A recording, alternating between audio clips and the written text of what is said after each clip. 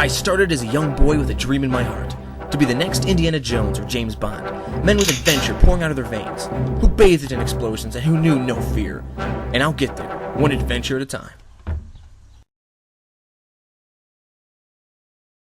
Today's episode is going to be a little different from the last couple. I took a few mini adventures today. First, I went back to the tunnel from last episode, in hopes of searching the ground and discovering wildly valuable treasures. But getting about 20 feet in and seeing a spider about the size of my face, I quickly changed plans. Plus, the camera ran out of battery, of course. And so the remainder of my travels were done on a cell phone. Please excuse the stills and be patient with the quality. So after that, I went up the hill, over the tunnel, to a building being made into studio apartments. There was nothing special inside, except for this little number hidden in the dust. Naturally, I carried it around to add to my tough guy persona. Then, after seeing this little fella, I jumped in the car and journeyed uptown a couple miles to this old Baltimore and Ohio coaling station. The tower, now out of commission, was once used to quickly fill steam-powered trains so they could stay on schedule. Okay, now is when the real adventure started. I headed east, looking for something new, when I stumbled upon this building, lying dormant on the side of an industrial parkway. I'm always eager for the chance to be able to get into a building, and after searching the perimeter, I found my entrance. Note, use me only as entertainment. Please don't attempt to enter a place that you are unfamiliar, or that you shouldn't necessarily be. Okay, I'm done lecturing. Let me slow down the pace a little bit. After I explored the building, but before I made this video, I did some research on the structure. The building was owned by Carter Machine Company until 2008, when they sold it to a construction company. Let me stop there and give you a feel of how creepy this place was. The window I used to sneak in was hidden behind about 30 feet of prickle bushes. Ouch.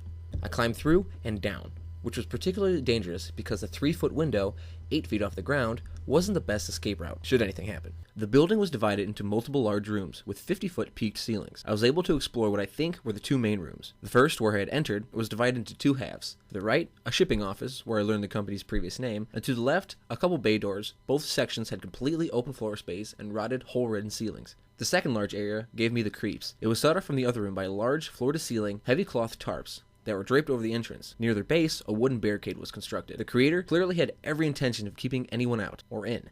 After a short time and some strategy, I found a way to enter, but it was risky. At the top of one of the barricades, I found a cut in the tarp. I had to fully extend my reach and squeeze myself through before monkey barring down an old rusty ladder that I prayed didn't break. The room I entered was larger than the first, and where I believe the current owners conduct their business, whatever that may be. A short distance in, the room opened up, and at the far end, there were a few older cars. To the right, there were offices and a bathroom. I walked along the left wall to get my bearing and make sure the building was empty. That's when I ran into this. A cage lined with hay, surrounded by torn fluff and dog food. And it was open. I tensed up, thinking about the distance between me and my escape. Should Cujo attack? The place seemed quiet, but I didn't drop my guard. I quickly surveyed the area and finished exploring, as to not tempt fate.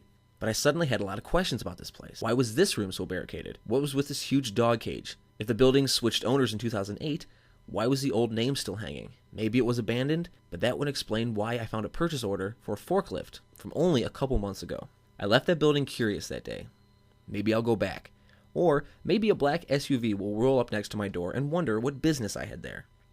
But till next time, I'm signing off.